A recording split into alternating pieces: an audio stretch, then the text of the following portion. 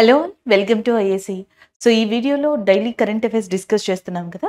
So, ఈరోజు కూడా important current affairs, దానికి రిలేటెడ్‌గా ఉన్న జీకే అండ్ మిగతా పాయింట్స్ అండ్ కొంతమంది చాలా వరకు కూడా మనకి కింద కమెంట్ చేస్తున్నారు. With respect to the state చెప్పమని, with respect to the bank related current affairs కూడా చెప్పమని.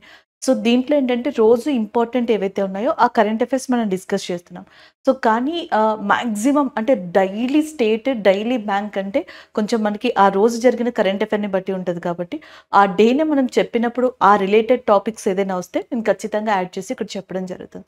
సరే, ఈ రోజు ఇంపార్టెంట్ కరెంట్ అఫైర్స్ ఏవైతే ఉన్నాయో అవి చూద్దాం. ఫస్ట్ వన్ డిస్కస్ చేద్దాం. ఇక్కడ కరెంట్ అఫైర్ ఇంటర్నేషనల్ పరంగా చెప్పొచ్చు. This is the international related current affair, appointment related, person in news and కొన్ని ఆర్గనైజేషన్స్ కూడా మనం డిస్కస్ చేయొచ్చు. వెల్, సింగపూర్‌కి సంబంధించిన న్యూ ప్రైమ్ మినిస్టర్ రాబోతున్నారు. దానికి సంబంధించిన కరెంట్ అఫైర్ ఇది. సింగపూర్‌లో న్యూ ప్రైమ్ మినిస్టర్‌గా Lawrence Wong. So, Lawrence Wong new prime minister of సింగపూర్‌గా మనకి రాబోతున్నారనమాట. సో, ఈయన న్యూ ప్రైమ్ మినిస్టర్ అండ్ దానికి సంబంధించిన కరెంట్ అఫైర్ ఇది. ప్రీవియస్‌గా మనకి లీ సిన్ లూంగ్ అనే పర్సన్ ఉన్నారు. ప్రీవియస్‌గా సింగపూర్ యొక్క ప్రైమ్ మినిస్టర్‌గా Lee Hsien, H silent, Lee Hsien Loong అనే పర్సన్ ఉన్నారు. ఆయనని రీప్లేస్ చేస్తూ లారెన్స్ ఓంగ్ సింగపూర్ యొక్క న్యూ ప్రైమ్ మినిస్టర్‌గా రాబోతున్నారు. గతంలో కూడా మనం డిస్కస్ చేసుకున్నాం. సింగపూర్ న్యూ ప్రెసిడెంట్ వచ్చారు. ఆయన ఇండియన్ ఆరిజిన్‌కి సంబంధించిన వ్యక్తి, భారత సంతతికి సంబంధించిన వ్యక్తి. ఆయన పేరు థారామన్ షణ్ముగరత్నం. థారామన్ షణ్ముగరత్నం ఆ న్యూ ప్రెసిడెంట్ ఆఫ్ దట్ సింగపూర్‌గా చెప్పొచ్చు. రీసెంట్‌గానే ఆయన ఎంపికయ్యారు. అలాగే prime minister, new prime minister Lawrence Ong అనమాట. నెక్స్ట్ వన్ ఇక్కడ చూడండి. ఈజిప్ట్‌కి సంబంధించి third time Abdul ఫత్ al Sisi మనకి ప్రెసిడెంట్‌గా ఎంపిక అవ్వడం జరిగింది. జేవియర్ మెలీ అర్జెంటీనాకి సంబంధించి మనకి అధ్యక్షులుగా రావడం జరిగింది. అర్జెంటీనా ఏ సమిట్లో మేము ఈ సంవత్సరం జాయిన్ కాము అని చెప్పేసింది అంటే బ్రిక్స్ అనమాట. బ్రెజిల్ అంటాం, Russia, India, China, south Africa. So, ఇందులో బ్రెజిల్ తీసుకున్నారనుకోండి, ఈ సంవత్సరం G20 సమిట్ అనేది ఎక్కడ కండక్ట్ చేయబోతున్నారు? బ్రెజిల్లో కండక్ట్ చేయబోతున్నారు. రష్యాకి ప్రెసిడెంట్‌గా తిరిగి ఎంపికైన వ్యక్తి వ్లాదిమిర్ పుతిన్. అలాగే నెక్స్ట్ ఇండియా. సో, ఇండియాకి సంబంధించి మనం ఏం గుర్తుపెట్టుకోవచ్చు? లాస్ట్ ఇయర్ SCO సమిట్, అలాగే నెక్స్ట్ వచ్చేటప్పటికి ఇంకొకటి ఏంటి మనకది G20 సమిట్ని కూడా కండక్ట్ చేసింది ఇండియానే అనమాట. SCO G20 2023లో కండక్ట్ చేసింది ఇండియా. ఈ సంవత్సరం మనకి బ్రిక్స్ సమావేశాన్ని హోస్ట్ చేయబోతుంది రష్యా అన్నమాట ఈ ఇయర్. అది ఒకటి. సో, నెక్స్ట్ చైనా ఉన్నాయి and as well as south Africa అనేది ఉంది. మనం చెప్పుకున్నామే హార్డెస్ట్ గీజర్ ఎవరైతే రస్ కుక్ అనే పర్సన్ ఉన్నారో బ్రిటన్కి సంబంధించిన వ్యక్తి, ఈయన సౌత్ ఆఫ్రికాలో ఒక విలేజ్ నుంచి అల్జీరియా వరకు కూడా దాదాపుగా 16 కంట్రీస్ని క్రాస్ చేస్తూ 352 డేస్ జర్నీ చేసి ఒక రికార్డ్ని క్రియేట్ చేశారనమాట. సో, ఇలాంటి బ్రిక్స్లో మనకి ఆల్రెడీ ఈ కంట్రీస్ ఉన్నాయి కదా, ఇప్పుడు కొత్త సభ్య దేశంగా ఇరాన్ అనేది కూడా రావడం జరిగింది. ఇరాన్ వచ్చింది. అలాగే దీంతో పాటుగా ఈజిప్ట్ అండ్ UAE లాంటి కంట్రీలు కూడా రాబోతున్నాయి. బట్ అర్జెంటీనా కూడా యాక్చువల్గా బ్రిక్స్లో మెంబర్ అవ్వాలి. కానీ ఈ సంవత్సరం అంటే ఈసారి మేము మెంబర్గా రావడానికి రెడీగా లేము, ప్రిపేర్డ్గా లేము అని చెప్పేసి చెప్పడం జరిగింది అనమాట. So, this is all about this related current అఫైర్గా చెప్పొచ్చు. Who is a Singapore new prime minister అండి? Lawrence Wong. సింగపూర్ ప్రెసిడెంట్ వచ్చేటప్పటికి తారామన్ షణ్ముగరత్నంగా చెప్పొచ్చు. క్యాపిటల్ ఆఫ్ సింగపూర్, సింగపూర్ రాజధాని సింగపూరే. సో, అదొకటి చూసుకోవచ్చు. నెక్స్ట్ వన్ ఇక్కడ చూడండి. Singapore is a country which is a part or which is a member of Asian summit, association of south east Asian nations, association of south east Asian nations, ఆగ్నేయ Asia దేశాల కూటమిలో Singapore అనేది కూడా one of the మెంబర్గా ఉంది. ఈ Asian countries అనేవి 1967లో ఈ సమిట్ అనేది ఏర్పడింది. థాయిలాండ్లోని బ్యాంకాక్లో జరిగిన ఒక సమావేశం సందర్భంగా 1967 ఆ ప్రాంతంలో దాదాపుగా 10 కంట్రీస్ కలిసి ఏషియన్ సమిట్గా ఏర్పడ్డాయి. వీటి యొక్క హెడ్ క్వార్టర్స్ వచ్చేటప్పటికి ఇండోనేషియాలోని జకర్తా అనే ప్రాంతంలో ఉందన్నమాట. ఈ సంవత్సరం ఏషియన్ సమిట్కి సంబంధించిన ఒక స్పెషల్ సమిట్ అనేది మెల్బోర్న్, ఆస్ట్రేలియాలో జరిగింది. Neither Australia nor India is a member of Asian summit. Asian సమిట్లో అటు ఆస్ట్రేలియా కానీ ఇండియా కానీ మెంబర్స్ కావు. కాకపోతే ఏషియన్ సమిట్ జరిగినప్పుడు మెంబర్స్ కానీ కొన్ని కంట్రీస్ పార్టిసిపేట్ చేయడం లేదా వీటికి ఇంపార్టెన్స్ ఇవ్వడం జరుగుతుంది. అలాంటి ఇంపార్టెన్స్లోనే Australia prime minister Anthony Albanese ఆస్ట్రేలియాలోని ఏదైతే మనకి ఈ మెల్బోర్న్ అనే ప్రదేశం ఉందో అక్కడ ఒక స్పెషల్ సమిట్ ఆఫ్ ఏషియన్ కంట్రీస్కి సంబంధించి ఈ ఇయర్ ఏర్పాటు చేశారు. అది ఈ ఇయర్ కరెంట్ అఫైర్ గానే చెప్పొచ్చు. ఇక ఏషియన్ కంట్రీస్ విషయానికి వస్తే ఒకటి మయన్మార్ అనే కంట్రీ ఏషియన్ కంట్రీస్ లో వన్ ఆఫ్ ద కంట్రీగా చెప్పొచ్చు సమిట్ లో. అండ్ మయన్మార్ యొక్క సిట్వీ పోర్ట్ ఏదైతే ఉందో ఈ సిట్వీ పోర్ట్ అనే యొక్క ఆపరేషన్స్ ని ఇండియా సొంతం చేసుకుందనమాట. అండ్ నెక్స్ట్ ఇక్కడ నుంచి ఇండియా లోపలికి వచ్చిన ఎక్కువగా ఉన్న వలసదారుల్లో రోహింగ్యాస్ అనే వాళ్ళు ఇంపార్టెంట్ అని కూడా మనం డిస్కస్ చేసాం. ఇంకొక country Thailand capital Bangkok. And Thailand gender కి సంబంధించి సేమ్ జెండర్ మ్యారేజ్ కి సంబంధించి రీసెంట్ గా ఒక బిల్లుని పాస్ చేసింది. అంతేకాకుండా మలేషియాలో ఏషియన్ బ్యాడ్మింటన్ ఛాంపియన్షిప్ జరిగితే ఫైనల్ మ్యాచ్ ఇండియాకి థాయిలాండ్ కి మధ్యలోనే జరిగింది. పివి సింధు గారు ఇండియా తరపున లీడ్ తీసుకున్నారు. అండ్ ఇందులో 3-2 స్కోర్ తోటి ఇండియా థాయిలాండ్ మీద విన్ అవ్వడం జరిగింది. అండ్ అది ఇంకొకటి. And the next one Singapore. So ఈ రోజు చెప్పుకుంటున్న సింగపూర్ యొక్క ప్రైమ్ మినిస్టర్ లారెన్స్ ఓంగ్ కొత్తగా రావడం వల్ల సో మనం ఈ కరెంట్ అఫైర్ ని డిస్కస్ చేస్తున్నాం. అలాగే ఇంకొక కంట్రీ మలేషియాతో ఇండియాకున్న ఎక్సర్సైజ్ గా మనం ఏం చెప్తాం, సముద్ర లక్ష్మణ్ అనే ఎక్సర్సైజ్ ఏదైతే ఉందో అది ఇండియాకి మలేషియాకి సంబంధించిన ఎక్సర్సైజ్ గా చెప్తాం. ఇంకొక కంట్రీ కాంబోడియా యొక్క ఏదైతే మనకి ఏమంటాం oldest temple in the world కింద అంగాకోర్ వాట్ కాంబోడియాలో లొకేట్ అయి ఉంది. And one more country we have a Vietnam and one more country we have a Laos. అలాగే దీని యొక్క హెడ్ క్వార్టర్స్ జకర్తా ఇండోనేషియాలో ఉంది. సో ఇప్పుడు ఎన్ని కంట్రీస్ రాసాం, 8 కంట్రీస్ రాసామా, 7 కంట్రీస్ రాసాం. This is a one more country.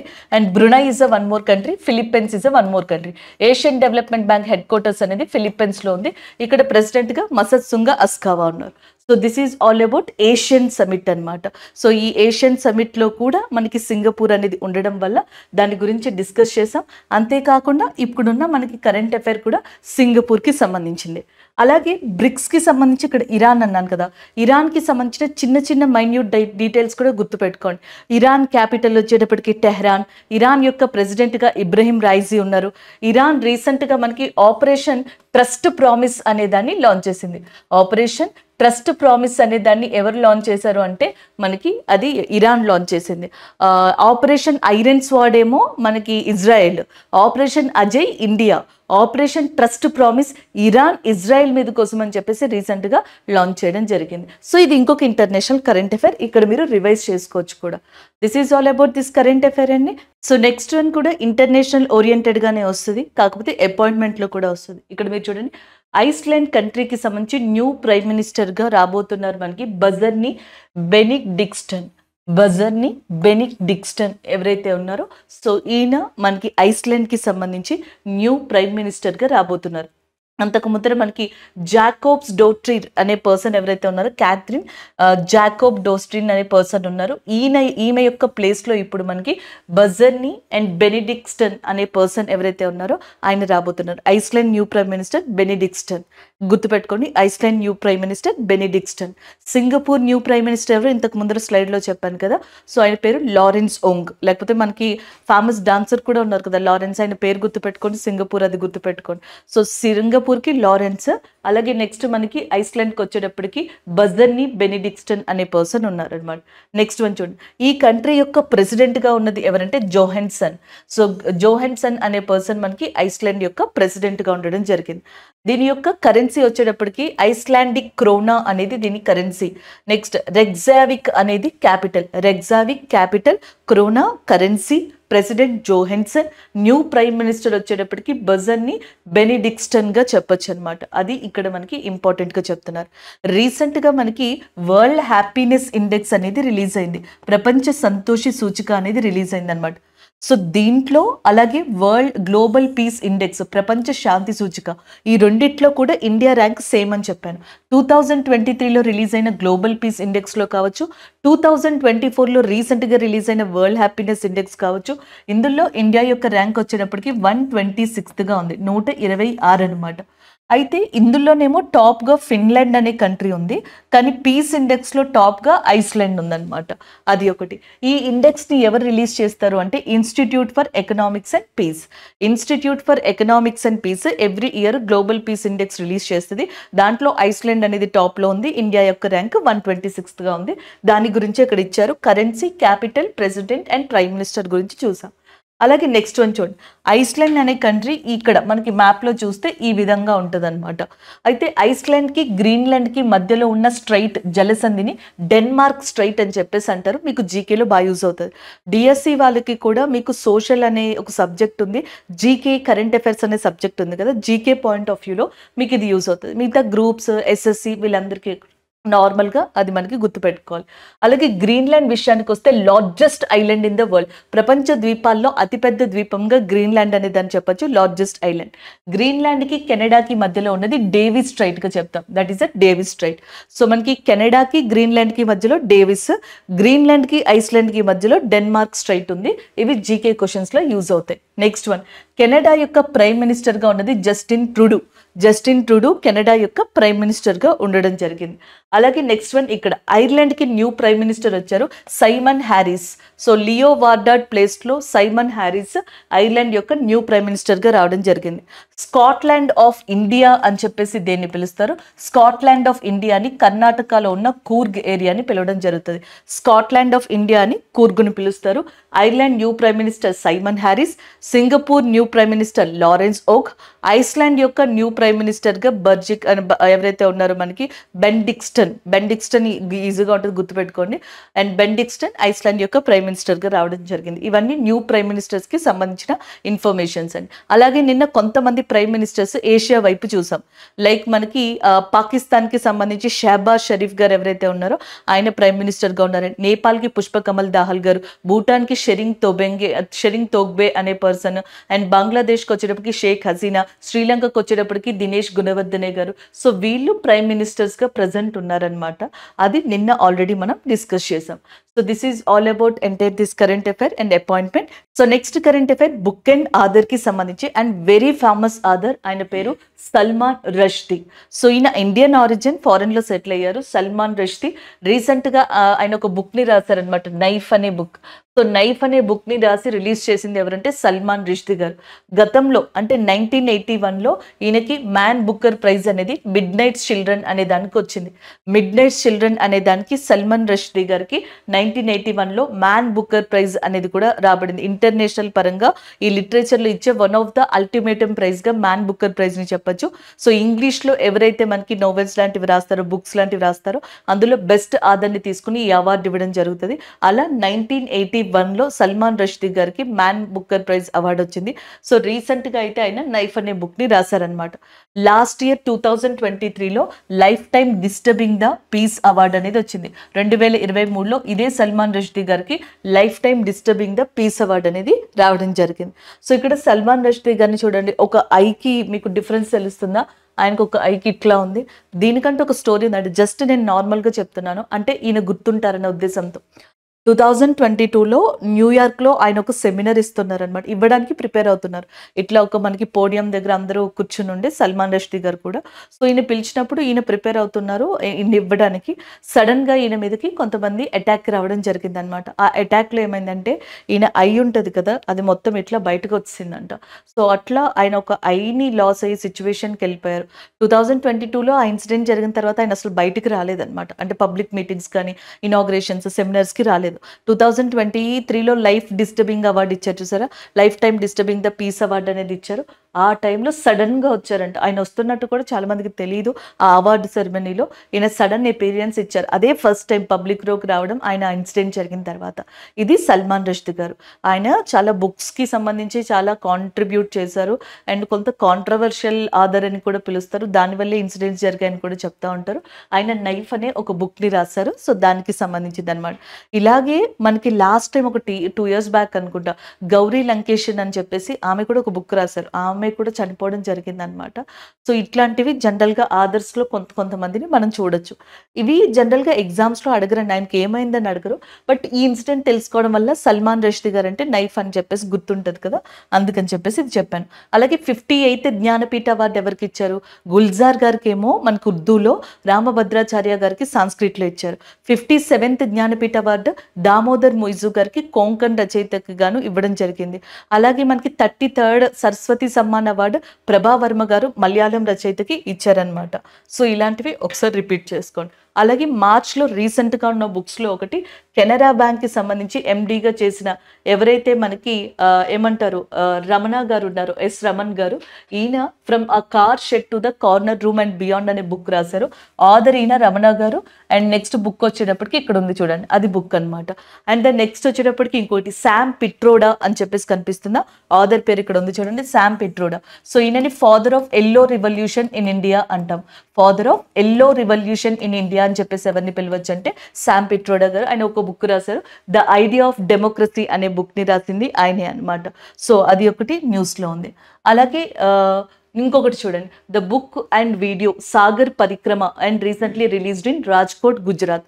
So గుజరాత్లోని రాజ్కోట్లో మనకి మినిస్ట్రీ ఆఫ్ యానిమల్ హస్బెండరీ ఎవరైతే పురుషోత్తం రూపాల గారు, ఈయన పురుషోత్తం రూపాల గారు.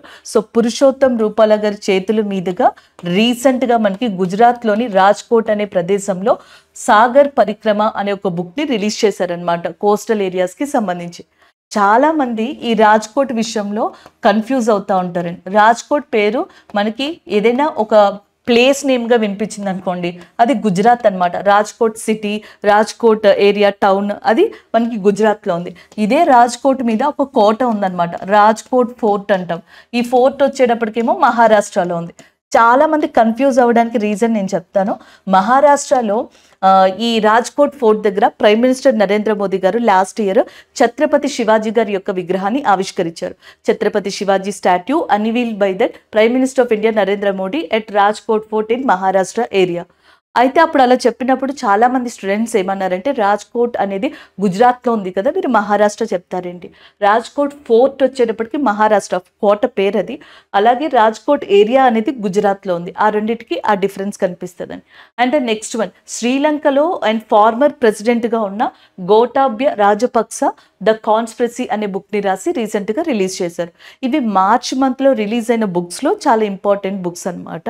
సో వాటికి సంబంధించిన ఇన్ఫర్మేషన్. కానీ ఈరోజు ఎందుకు చెప్పుకుంటున్నాం, మనకి బుక్ అండ్ ఆథర్లో బుక్ ఏమో నైఫ్, ఆథర్ సల్మాన్ రషీద్ గారు ఉన్నారు. సో దానివల్ల డిస్కస్ చేయడం జరిగింది. So next one, day of the current అఫైర్గా చెప్పొచ్చు. సో మనకి 15th ఏప్రిల్ అనేది న్యూస్లో ఉంది. 15th April world art day, ప్రపంచ కళా దినోత్సవంగా తీసుకుంటారు. అండ్ దీన్ని ఎవరికి గుర్తుగా తీసుకుంటున్నారంటే లియోనార్డ్ డా విన్సీ. లియోనార్డ్ అని చెప్పేసి ఇటలీలో చాలా ఫేమస్ పెయింటర్ అయినా, అండ్ ప్రపంచంలోనే చాలా costliest and as well as famous painting అయిన మోనాలిసా అనే చిత్రాన్ని గీసిన వ్యక్తి లియోనార్డ్. ఆయన యొక్క జ్ఞాపకార్థంగా on the honour of Leonard UNESCO recognized 15th April as a world art day since 2019. 2019 నుంచి కూడా యునెస్కో ఏప్రిల్ 15th అనే దాన్ని ప్రపంచ కళా దినోత్సవంగా గుర్తించింది అనమాట. యునెస్కో యొక్క హెడ్ క్వార్టర్స్ ప్యారిస్లో ఉంది. యునెస్కో యొక్క ప్రెసిడెంట్గా ఆండ్రీ ఎజోలే అనే పర్సన్ ఉండడం జరిగిందనమాట. సో అలాగే మనం ఆల్రెడీ 1 to 15th మధ్యలో ఉన్న ఇంపార్టెంట్ డేస్ని రివైజ్ చేసాం. April 1 RBI foundation day, RBI governor Shaktikant Das గారు. ఉత్కల్ దివాస్ డే ఏప్రిల్ 1 ఒడిస్సాకి సంబంధించి నవీన్ పట్నాయక్ గారు చీఫ్ మినిస్టర్గా ఉన్నారు ఒడిస్సాకి సంబంధించి. April 2 world autism awareness day. April 4 international minds awareness day. April 7 మనకి వరల్డ్ హెల్త్ డే, ప్రపంచ ఆరోగ్య దినోత్సవం. ఇదే రోజు రవాండాకి సంబంధించి ఒక మారణకాండ జరిగింది, రవాండా ఇన్సిడెంట్. సో దానికి సాంఘిక భావం తెలుపుతూ సోలిడారిటీ అని ప్రకటిస్తూ సో కుతుబ్ మినార్ మీద లైట్ అనేది ప్రొజెక్ట్ చేసింది ఇండియన్ గవర్నమెంట్. సో దాని తర్వాత నెక్స్ట్ 10th వరల్డ్ హోమియోపతి డేగా చెప్పడం జరుగుతుంది. 12th ఇంటర్నేషనల్ హ్యూమన్ ఫ్లైట్స్ డేగా రికగ్నైజ్ చేసాం. 13th Jallian Wala Bagh day, Siachen glacier day. Jallian Wala Bagh దినోత్సవం, సియాచిన్ గ్లేషియర్ డే కూడా 13th ఏప్రిల్. 14th ఏప్రిల్ వచ్చేటప్పటికి అంబేద్కర్ జయంతిగా చెప్పడం జరుగుతుంది. ఏప్రిల్ 15th వచ్చేటప్పటికి వరల్డ్ ఆర్ట్ డేగా మనం రికగ్నైజ్ చేసాము. దానికి సంబంధించిన కరెంట్ అఫైర్. దీనికి స్పెసిఫిక్ థీమ్ లేదండి ప్రజెంట్. సో అందుకని జనరల్గా వరల్డ్ ఆర్ట్ డే అని చెప్పేసి మీకు ఇక్కడ ఇవ్వడం జరిగింది. So this is all about this current affair. Next one చూద్దాం. సో నెక్స్ట్ కరెంట్ అఫైర్ నేపాల్కి సంబంధించింది. నిన్న జనక్పూర్ ధామ్ అని చెప్పి ఒక ఫెస్టివల్ ఇండియన్ ఎంబసీ నేపాల్లో సెలబ్రేట్ చేసిందని డిస్కస్ చేశాం కదా. అంతకు ముందర నేపాల్ ఇండియాతో కలిసి సాంస్క్రిట్ లాంగ్వేజ్ని ప్రమోట్ చేస్తుందని కూడా డిస్కస్ చేసాం. సో ఇప్పుడు current affair, India gifted 35 ambulances and 66 school buses to Nepal. 35 ambulance and I'm so sorry, India gifted 35 ambulance and 66 school bus and to that Nepal గా చెప్పొచ్చు అనమాట. 66 స్కూల్ బస్లని అండ్ 35 అంబులెన్స్లని నేపాల్ ఇండియాకి గిఫ్ట్గా ఇచ్చింది. ఇది కొత్త కాదండి ఇలా ఇవ్వడం అనేది. 1994 నుంచి ఇండియా ఇలా మనకి అంబులెన్స్ని కానీ స్కూల్ బస్సెస్ని కానీ నేపాల్కి పక్కన నైబరింగ్ కంట్రీ అనే ఒక దాంతో హెల్ప్ చేయడం జరుగుతుందంట. సో ఇలా ఇప్పటికే మనకి అంబులెన్స్ చూసుకుంటే 1000+, సో 1000కి పైగా అంబులెన్స్లని ఇవ్వడం జరిగింది. 300కి పైగా స్కూల్ బస్సులని కూడా మనం ఇవ్వడం జరిగింది నేపాల్కి. ఒక సహాయం అంటే అసిస్టెన్సీ అనే పేరుతోటి హ్యూమన్ అసిస్టెన్సీ అని చెప్పొచ్చు, లేదా నైబరింగ్ కంట్రీ పాలసీ ద్వారా మనం ఇచ్చామన్నమాట. దానికి సంబంధించిన కరెంట్ అఫైర్ ఇది. నేపాల్ యొక్క రాజధాని వచ్చేటప్పటికి కాఠ్మాండు క్యాపిటల్, అండ్ పుష్పకమల్ దాహల్ వచ్చేటప్పటికేమో ప్రైమ్ మినిస్టర్, ప్రచండ మనకి ప్రెసిడెంట్గా ఉన్నారు. అలాగే నేపాల్కి సంబంధించి సాంస్క్రిట్ లాంగ్వేజ్ని ప్రమోట్ చేస్తానని చెప్పడం జరిగింది. సాంస్క్రిట్ ఇండియాలో అఫీషియల్ లాంగ్వేజ్ అని మనం డిస్కస్ చేశాం కదా. క్లాసికల్ లాంగ్వేజ్ అని డిస్కస్ చేశాం కదా. టోటల్గా ఎన్ని క్లాసికల్ లాంగ్వేజెస్ ఉన్నాయి ఇండియాలో? 6 క్లాసికల్ లాంగ్వేజెస్ ఉన్నాయి. అన్నీ మనం మాట్లాడే దాంట్లో చాలా వరకు ఉంటాయి, అంటే మన సౌత్ ఇండియాలో సగం వరకు ఉంటాయి. ఒకటి మనకి Telugu and Kannada, Tamil, Malayalam, Odissi and as well as Sanskrit. ఈ 6 ఇండియా యొక్క సాంప్రదాయ భాషలు, అఫీషియల్ లాంగ్వేజెస్గా గుర్తించడం జరిగింది అనమాట. సో దాన్ని నేపాల్ ప్రమోట్ చేస్తానని కూడా చెప్పడం జరిగింది. నేపాల్కి సంబంధించి ఇండియాకి సంబంధించిన ఒకే ఒక్క యుద్ధ విన్యాసం సూర్యకిరణ్ ఎక్సర్సైజ్గా కూడా చెప్పొచ్చు. సో ఇది దీనికి సంబంధించిన update and information. So next current affair, either ఇది మనకి ఎకానమీ రిలేటెడ్గా మీరు చదువుకోవచ్చు, లేదా బ్యాంకింగ్ రిలేటెడ్గా కూడా చదువుకోవచ్చు. రివోల్ట్ ఇండియా అనే ఏదైతే నియో బ్యాంక్ ఉందో అది ఆర్బీఐ నుంచి పీపీఐ లైసెన్స్ అనే దాన్ని అప్రూవల్ పొందింది. దానికి సంబంధించిన కరెంట్ అఫైర్ ఇది. Revolut India, a neo bank recently got PPI license approval from Reserve Bank of ఇండియాగా చెప్పొచ్చు. సో అదే ఇక్కడ కరెంట్ అఫైర్. ఇక్కడ పీపీఐ అంటే అర్థం ప్రీపెయిడ్ పేమెంట్ ఇన్స్ట్రుమెంట్, లైక్ మనకి మొబైల్ వ్యాలెట్, ఫోన్పే వ్యాలెట్ ఎలా చెప్తాం, సో అలాంటిదే ఈ ప్రీపెయిడ్ పేమెంట్ ఇన్స్ట్రుమెంట్ అంటాం. దీనికి సంబంధించి అప్రూవల్ ఆర్బీఐ దగ్గర నుంచి ఈ రివోల్ట్ ఇండియా నియో బ్యాంక్ అనేది పొందింది. నియో బ్యాంక్ అనేది ఒక కాన్సెప్ట్ అండి. రివోల్ట్ ఇండియా దానికి సంబంధించిన బ్యాంక్ అనమాట. సో నియో బ్యాంక్ అంటే వర్చువల్ బ్యాంక్, అండ్ వాస్తవానికి ఆ బ్యాంక్ అనేది జనరల్గా ఉండదు. మనకి ఇప్పుడు ఐసిఐసిఐ బ్యాంక్ తీసుకున్నాం. ICICI bank online through that మీరు సర్వీసెస్ని పొందొచ్చు, లేదా డైరెక్ట్గా బ్యాంక్ వెళ్ళి సర్వీసెస్ని పొందొచ్చు. కానీ నియో బ్యాంక్స్ యొక్క సర్వీసెస్ని ఎయిదర్ మీరు మొబైల్ యాప్ ద్వారా కానీ వెబ్సైట్ ద్వారా కానీ వర్చువల్గా మాత్రమే పొందగలరు. రియాలిటీలో బ్యాంక్స్ అనేవి ఉండవు అనమాట. సో మనకి ఇన్ ద ప్రెజెన్స్ ఫిజికల్ అపీరెన్స్లో ఉండవు, ఇవి ఆన్లైన్ లేదా వర్చువల్గా మాత్రమే ఉంటాయి. అలాంటి వాటిని, సో అలాంటి ఫినాన్షియల్ సర్వీసెస్ చేసే వాటిని నియో బ్యాంక్స్ అని చెప్పేసి అంటారు. ఇలాంటి నియో బ్యాంక్స్ ఇండియాలో 12కి పైగా ఉన్నాయంట. ఫర్ ఎగ్జాంపుల్కి జూపిటర్ అనేది neo bank, and ఇన్స్టాపే, Razor pay, ఇప్పుడు కనిపిస్తున్న రివోల్ట్ ఇండియా. సో ఈ రివోల్ట్ ఇండియాకి ప్రీపెయిడ్ పేమెంట్ ఇన్స్ట్రుమెంట్ అనేది రీసెంట్గా ఆర్బీఐ అప్రూవల్ ఇవ్వడం జరిగింది. దానికి సంబంధించిన కరెంట్ అఫైర్ ఇది. సో నెక్స్ట్ కరెంట్ అఫైర్, మూడీస్కి సంబంధించిన ఎకనామిక్ ప్రొజెక్షన్ ఇండియాకి సంబంధించి. మూడీస్ ఎనలిటికల్ ప్రాజెక్ట్స్కి సంబంధించిందిగా చెప్పొచ్చు అనమాట ఇది.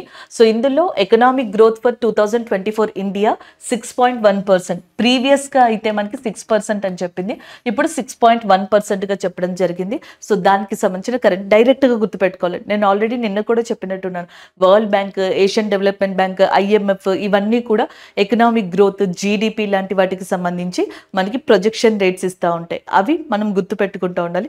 ఎప్పటికప్పుడు కొన్ని ఎకనామిక్ కండిషన్స్ని బట్టి అవి ఇచ్చిన ప్రొజెక్షన్ రేట్ని ఎయిదర్ ఇంక్రీజ్ చేసి చెప్తా ఉంటే, లేదా డిక్రీజ్ కూడా చేస్తాయి. అవి కూడా మనం అప్డేట్ చేసుకోవాలి. ఎర్లియర్గా 6% అని చెప్పింది, ఇప్పుడు 6.1%గా చెప్పడం జరిగింది. అలాగే దీనికి రిలేటెడ్గా ఇంకొక కరెంట్ అఫైర్ చూద్దాం. సో భారత్ పే అనే దానికి one of the co ఫౌండర్గా Ashneer Grover అనే పర్సన్ ఉన్నారు. అష్నీర్ గ్రోవర్ ఎవరైతే ఉన్నారో భారత్ పే యొక్క కో ఫౌండర్ అనమాట. సో వీళ్ళు ఏం చేశారంటే రీసెంట్గా జీరో పే అనే ఒక యాప్ని లేదా సిస్టమ్ని తీసుకొచ్చారు. ఇప్పటి వరకు మనం బీమా చూసాం, ఆరోగ్యానికి సంబంధించి ఇన్సూరెన్స్ చూసాం, హెల్త్ ఇన్సూరెన్స్. కానీ ఇప్పుడు హెల్త్కి సంబంధించి ప్రీ అప్రూవల్ లోన్స్ కూడా ఇస్తున్నారు జీరో పే యాప్ ద్వారా. 5 lakhs వరకు ఇస్తారంట. అది భారత్ పేకి సంబంధించిన అష్నీర్ గ్రోవర్ వాళ్ళు స్టార్ట్ చేశారనమాట. అలాగే నెక్స్ట్ ఫోన్పేలో one of the co ఫౌండర్గా Sameer Nigam ఉన్నారు. 3 ఉన్నారనమాట ఫోన్పే ఫౌండర్స్. అందులో ఒకళ్ళు సమీర్ నిగమ్ గారుగా చెప్పొచ్చు. అలాగే పేటిఎం యొక్క ఫౌండర్గా విజయ్ శేఖర్ శర్మ గారు ఉన్నారు. ఓలా ఫౌండర్ మీకు ఆల్రెడీ తెలుసు, భవిష్ అగర్వాల్ గారు. సో ఆయన రీసెంట్గా ఆర్టిఫిషియల్ ఇంటెలిజెన్స్కి సంబంధించిన కృత్రిమ్ అనే దాంతో స్టార్టప్ని కూడా చేయడం జరిగింది. సో ఇవన్నీ కూడా మనకి రీసెంట్గా న్యూస్లో ఉన్న ఇంపార్టెంట్ టర్మ్స్గా చెప్పొచ్చు. నెక్స్ట్ వన్ చూద్దాం. సో నెక్స్ట్ కరెంట్ అఫైర్ చూడండి. నెక్స్ట్ వచ్చేటప్పటికి ఒక అపాయింట్మెంట్కి సంబంధించిందిగా చెప్పొచ్చు. Anurag Kumar sir is in news. Anurag Kumar IPS officer in. So రీసెంట్గా న్యూస్లో ఉన్నారు. దానికి కారణం central bureau of investigation, CBI. సిబిఐకి న్యూ డైరెక్టర్ జనరల్గా ఇప్పుడు మనకి అనురాగ్ కుమార్ గారు రావడం జరిగింది. అండ్ ఫెబ్ 24 నుంచి 2027 ఫెబ్ 24 2027 వరకు ఆయన పదవీ కాలం అనేది ఉంటుంది. సెంట్రల్ బ్యూరో ఆఫ్ ఇన్వెస్టిగేషన్ 1963లో మనకి ఏర్పడడం జరిగింది అనమాట. సో దానికి సంబంధించిన కరెంట్ అఫైర్ ఇది. అలాగే సెంట్రల్ విజిలెన్స్ కమిషన్కి ప్రవీణ్ కుమార్ శ్రీవాస్తవ్ గారు ఉన్నారు. అండ్ నెక్స్ట్ నేషనల్ ఇన్వెస్టిగేషన్ ఏజెన్సీకి సదానంద వసంత్ గారు ఉన్నారు. అలాగే next bureau of research police research and డెవలప్మెంట్కి రాజీవ్ గారు ఎవరైతే ఉన్నారో సో ఆయన డీజీగా అపాయింట్ అవడం, అంటే ఆయన డైరెక్టర్ జనరల్గా అపాయింట్ అవడం జరిగింది.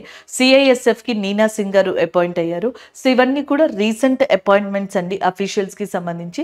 అవి ఒకసారి మీరు రివైజ్ చేశారనుకోండి మళ్ళీ ఈజీగా మనకి గుర్తుండిపోతాయి. సో ఒకసారి ఇది చదివేసి వదిలేస్తే ఇది గుర్తుండదు, సింపుల్గానే ఉంటుంది. అనురాగ్ కుమార్ గారు డైరెక్టర్ జనరల్ ఆఫ్ సిబిఐ అని చెప్పేసి.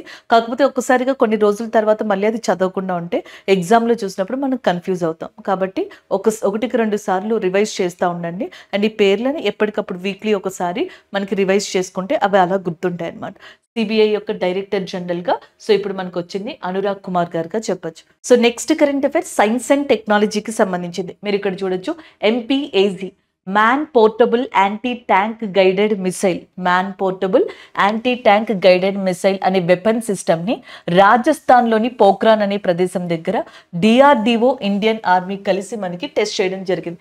India successfully tested the portable anti tank guided missile weapon సిస్టమ్గా చెప్పడం జరుగుతుంది అనమాట. సో దీన్ని మ్యానుఫ్యాక్చర్ చేసింది కూడా DRDOనే. దీని యొక్క రేంజ్, ఫైరింగ్ రేంజ్ వచ్చేటప్పటికి 2.5 కిలోమీటర్స్ దాకా ఉంది. ఆల్రెడీ ఇండియాలో యాంటీ ట్యాంక్ గైడెడ్ మిసైల్స్ ఉన్నాయి మన దగ్గర. ఒకటి వచ్చేటప్పటికి నాగ్ అనే దాన్ని చెప్తాం అనమాట. దీన్ని ప్రోస్పినా అని కూడా పిలవచ్చు అంట జనరల్గా, ఇది ఒకటి. అండ్ లాస్ట్ మంత్ సిక్కింలో 17,000 ఫీట్ హైట్లో 17,000 అడుగుల ఎత్తులో మనకి త్రిశక్తి కార్ప్స్ అనే దాన్ని కండక్ట్ చేశారనమాట. ఒక ఎక్సర్సైజ్ లాంటిదని చెప్పొచ్చు, డ్రిల్. సో దీంట్లో యాంటీ ట్యాంక్ గైడెడ్ మిసైల్స్ అన్నిటిని కూడా టెస్ట్ చేశారు.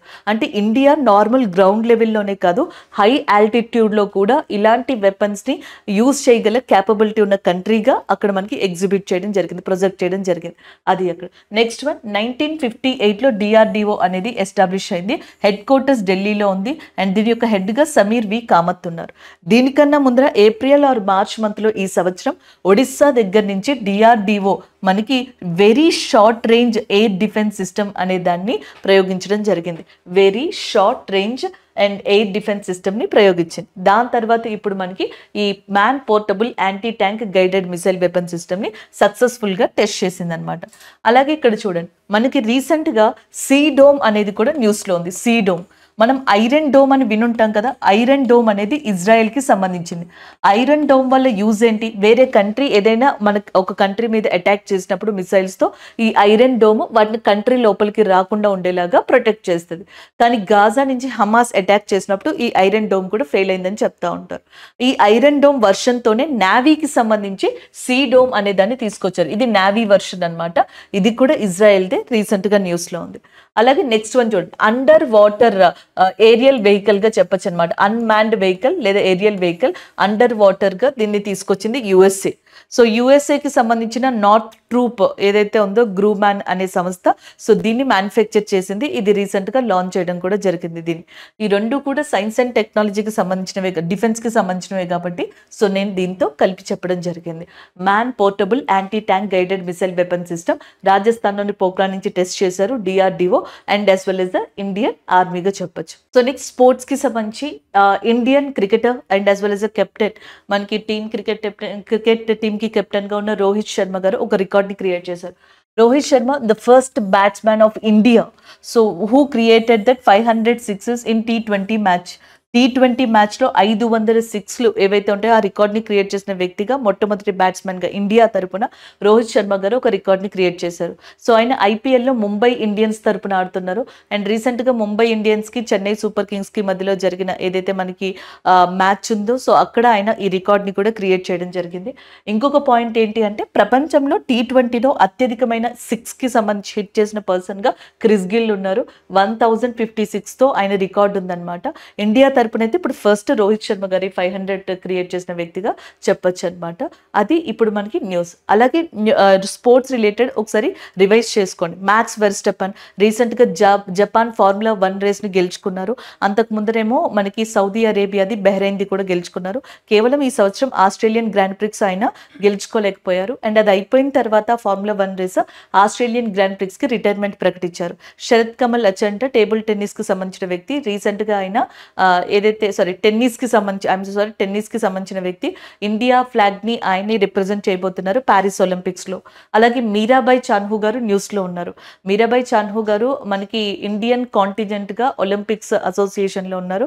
సో ఆవిడ ఇటీవల ఆ పదవికి రెసిగ్నేషన్ ఇచ్చింది, స్టెప్ డౌన్ అయ్యారు. సో దానికి సంబంధించి న్యూస్లో ఉండడం జరిగింది మీరాబాయి చాన్హు గారు.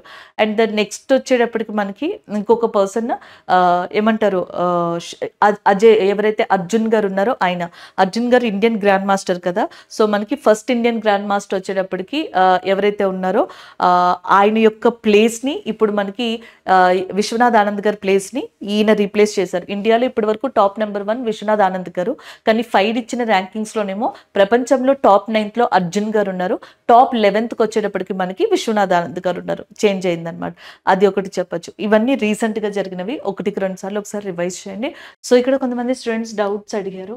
Could you please explain the difference between the longest, largest and tallest reverse and bridges అని చెప్పేసి అడుగుతున్నారు.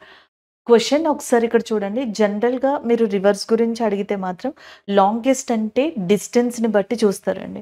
అదే లార్జెస్ట్ అంటే టోటల్ ఏరియా, ఆక్యుపేషన్ అనమాట. అంటే అది ఎంతవరకు ఆక్యుపై చేసుకుని ఉందో సో దాన్ని చూస్తారు. ఆక్యుపెన్సీ ఏదైతే ఉందో దానికనమాట.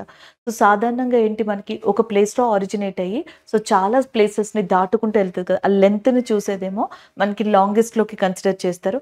ఏరియా వైజ్గా చూస్తేనేమో అది మనకి లార్జెస్ట్గా కన్సిడర్ చేస్తారు. మొత్తం అది ఆక్యుపై చేసుకున్న టోటల్ ఏరియా, ఆ నది వ్యవస్థ, రివర్ బేసిన్ అని కూడా అంటాం, దాని ట్రిబ్యూటరీస్ అన్ని కలిపి. సో ఇట్లా మనం జనరల్గా చెప్పడం జరుగుతుంది. ఇక బ్రిడ్జెస్ విషయానికి వస్తే ఇండియాలో లాంగెస్ట్ అండ్ లార్జెస్ట్ బ్రిడ్జ్గా కూడా మనకి దోల్ సదియా బ్రిడ్జ్ అనేది లొకేట్ అయ్యి ఉంది. ఇది బ్రహ్మపుత్ర యొక్క ట్రిబ్యూటరీ అయిన లోహిత్ రివర్ మీద కన్స్ట్రక్ట్ చేశారు.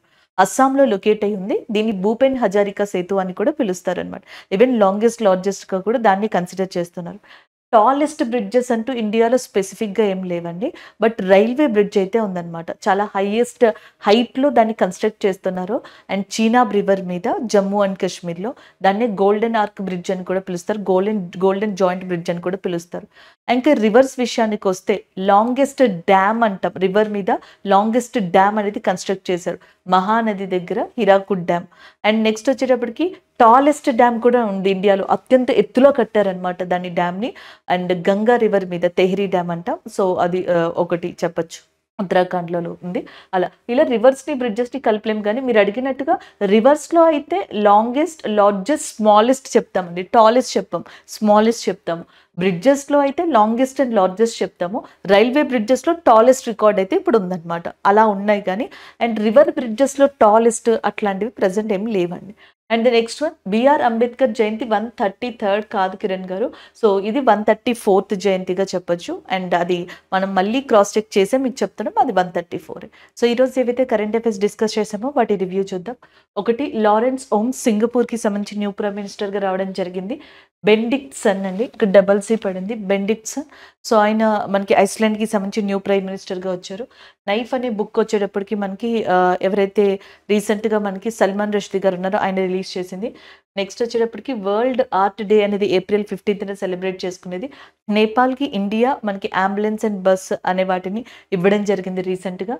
అండ్ 35 అంబులెన్స్లని అండ్ 60 స్కూల్ బస్లని ఇచ్చింది అనమాట, 66. నెక్స్ట్ రివోల్ట్ ఇండియా అనే నియో బ్యాంక్కి PPI లైసెన్స్ అనే దాన్ని ఇవ్వడం జరిగింది RBI. అండ్ మూడీస్ ప్రొజెక్షన్ ప్రకారం economic growth of India for 2024 6% ఉంటుందంట. అండ్ అనురాగ్ కుమార్ గారు మనకి సెంట్రల్ బ్యూరో ఆఫ్ ఇన్వెస్టిగేషన్కి డైరెక్టర్ జనరల్గా అపాయింట్ అయ్యారు. And next man portable anti tank guided missile అనే దాన్ని రీసెంట్గా మనకి DRDO ఇండియన్ ఆర్మీ కలిసి రాజస్థాన్లోని పోఖ్రాన్ దగ్గర నుంచి మనకి పరీక్షించడం జరిగింది. రోహిత్ శర్మ గారు ఫస్ట్ ఇండియన్ బ్యాట్స్మెన్గా T20లో అధిక 6లు సాధించిన వ్యక్తిగా మనకి రికార్డ్ని క్రియేట్ చేశారు. ఈయన IPLలో ముంబై ఇండియన్స్ తరపున ఆడుతున్నారు. సో ఇవి ఈరోజు మనం ఓవరాల్గా డిస్కస్ చేసుకున్న కరెంట్ అఫైర్స్. Thank you.